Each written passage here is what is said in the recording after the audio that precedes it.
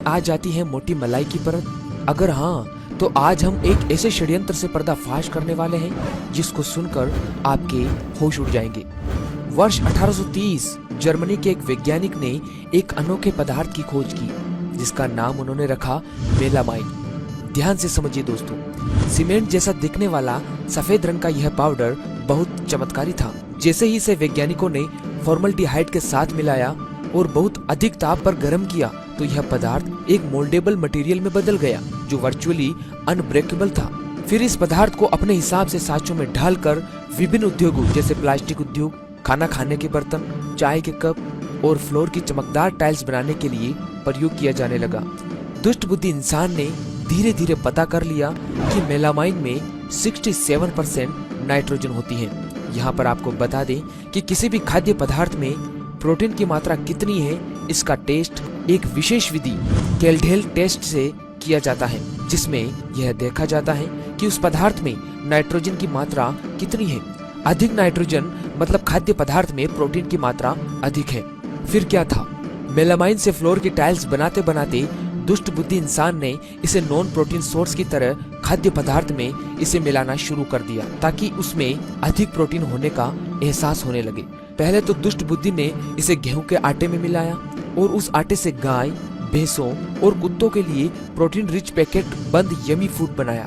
पर लैब में जब इस फेक हाई प्रोटीन डाइट को टेस्ट किया जाता तो उसमें मेलामाइन की मिलावट के कारण खूब नाइट्रोजन मिलती, जिससे लगता कि वास्तव में भर भर के प्रोटीन है इसमें। तो मेलामाइन मिला खाना खा खाकर कितनी गाय मरी होगी इसका डाटा तो पूरी दुनिया में किसी के पास नहीं, किंतु मेलामाइन मिला पशुओं का प्रोटीन रिच फूड अमेरिका में खूब पकड़ा गया और बाद में 2010 के दौर में इस पर बैन भी लगा।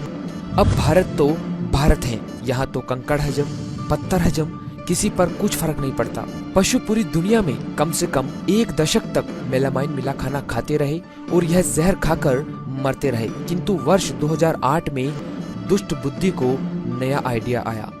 दुष्ट बुद्धि ने सोचा कि पशु ही क्यों, दूध पीने वाले छोटे बच्चे के यमी मिल्क पाउडर में भी तो इसे मिलाया जा सकता है और बच्चों के लिए इसे खरीदते भी ज्यादा है, तो क्यों ना मेलामाइन को डायरेक्ट ड्राई मिल्क फॉर्मूला में मिलाया जाए ताकि उसमें खूब प्रोटीन पड़ी हुई दिखाई दे।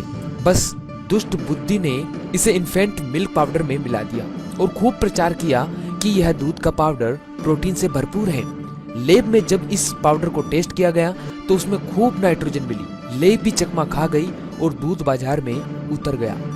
सबसे पहले यह दूध मिलावटखोरों के सरदार चीन में उतारा गया, किंतु जब इस मेलामाइन मिले दूध को पी कर चीन के 3 लाख से अधिक बच्चे एक साथ बीमार पड़ गए तो सन 2008 में चीन सरकार ने इस मिलावटखोरी को पकड़ लिया। इतिहास में इस घटना को 2008 चाइनीज मिल्क स्कैंडल के नाम से जाना जाता है। आप लोग गूगल करके पढ़ सकते हैं। दूसरे कई देशों में भी इस तरह का मिल्क बिकता हुआ मिला, पर सभी जगह की सरकार ने इसे पकड़ लिया। दुष्ट बुद्धि को पता चल चुका था कि अब अमेरिका, चीन जैसे देशों में उसकी दाल गलने वाली नहीं है। तब उसने भारत का रुख लिया। भारत में आज तक कितने दूध मुँहे बच्चों ने यह फेक प्रोटीन युक्त दूध पिया किसी को कुछ नहीं पता, क्योंकि किसी ने आज तक इसका टेस्ट ही नहीं किया। कितने बच्चे इस दूध को पी कर बीमार होकर अस्पतालों में भर्ती हो रहे हैं किसी को भी आज तक नहीं पता, किसी के पास कोई डाटा नहीं है। अब सुनिए इसके आगे की मजेदार बात। दुष्ट बुद्धि की सोच यही तक सीमित नहीं थी दोस्तों। भारत की दुष्ट खोपड़ी के दिमाग में दूसरी ही बात चल रही थी। उसने सोचा कि क्यों न इस जादुई पदार्थ से पूरा का पूरा दूध ही बना दिया जाए। तो उसने दूध लिया और उसमें पानी मिलाया, पर पानी मिलाने से तो उसमें प्रोटीन की मात्रा कम हो गई, जिसे लैब में टेस्ट करके पकड़ लिया जाता। दुष्ट बुद्धि को पता था कि मेलामाइन को अगर इस पानी मिले दूध में मिला दिया जाए तो मेलामाइन से नाइट्रोजन निकलेगी, जो लैब में किए जाने वाले प्रोटीन टेस्ट को चकमा दे देगी और लगेगा कि दूध में उतनी ही प्रोटीन है जितनी होनी चाहिए। पर भाई वसा भी तो कम हो जाएगी। इसका समाधान दुष्ट खोपड़ी ने सुअर, गाय, भैंस इत्यादि की चर्बी मिलाकर कर दिया। तो लो जी, हो गया सफेद सफेद प्रोटीन रिच दूध तैयार। कोई माई का लाल नहीं बता पाएगा कि इसमें प्रोटीन नहीं, मेलामाइन नाम का जहर मिला हुआ है। वही जहर जिससे बनती है फ्रेश की टाइल्स। पर दोस्तों हद तो तब हो गई जब भारत की खाद्य नियंत्रण संस्था FSSAI ने वर्ष 2016 में एक कानून बनाकर भारत में बिकने वाले दूध में मेलामाइन को लीगल कर दिया। आज सूखे दूध का इन्फेंट फार्मूला बनाने वाली कोई भी कंपनी अपने सूखे दूध में 1 मिलीग्राम मेलामाइन मिला सकती है।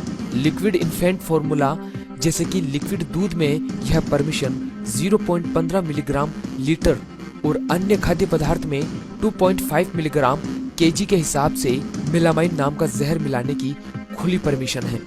दोस्तों, क्या मजबूरी थी एफएसएसआई ने दूध और इन्फेंट मिल्क पाउडर में इस जहर को मिलाने की परमिशन क्यों दी, यह तो एफएसएसआई जाने। पर परमिशन के ऊपर पैकेट में बिकने वाले दूध में कितना मेलामाइन वास्तव में डाला जा रहा है, इसका डाटा शायद ही किसी के पास हो। पर आजकल आपने देखा होगा पैकेट के दूध में बहुत मोटी मलाई की परत आती है। यह मलाई नहीं, फ्लोर की टाइल्स बनाने वाला सफेद मेलामाइन है। मेडिकल साइंस में भी यह प्रूव हो चुका है कि मेलामाइन एक बहुत ही खतरनाक किस्म का जहर है। इसकी माइक्रोग्राम मात्रा भी किडनी की कोशिकाओं को डैमेज कर नष्ट कर देती है। इससे किडनी फेल हो जाती है और तमाम तरह की अन्य बीमारियां लग जाती हैं।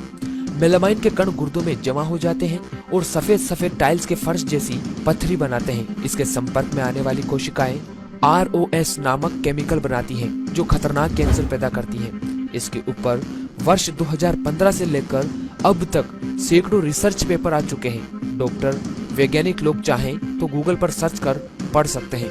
दोस्तों, आपके हमारे दूध मुहे बच्चों के ऊपर यह लीगल जहर खाकर क्या असर पड़ रहा होगा, आप सोच सकते हैं। जब दूसरे देशों में यह बैन हो सकता है तो हमारे देश में क्यों नहीं। दोस्तों, अगर हमको अपने बच्चों और खुद को इस जहर से बचाना है तो हमें इस जहर के खिलाफ आवाज उठानी होगी और इसे हमारे देश में जितने भी खाए या पिए जाने वाले खाद्य पदार्थ में इसके इस्तेमाल पर पूर्ण रूप से प्रतिबंध लगाने के लिए आवाज उठानी चाहिए। तो दोस्तों, एक बार फिर साथ हो जाइए इस मिशन में और हर एक व्यक्ति तक इस वीडियो को पहुंचाए ताकि वो मेलामाइन के इस सफेद जाल से बाहर निकल सके। ये मिशन आपके बिना संभव नहीं है, इसलिए हर एक मित्र वीडियो को शेयर करें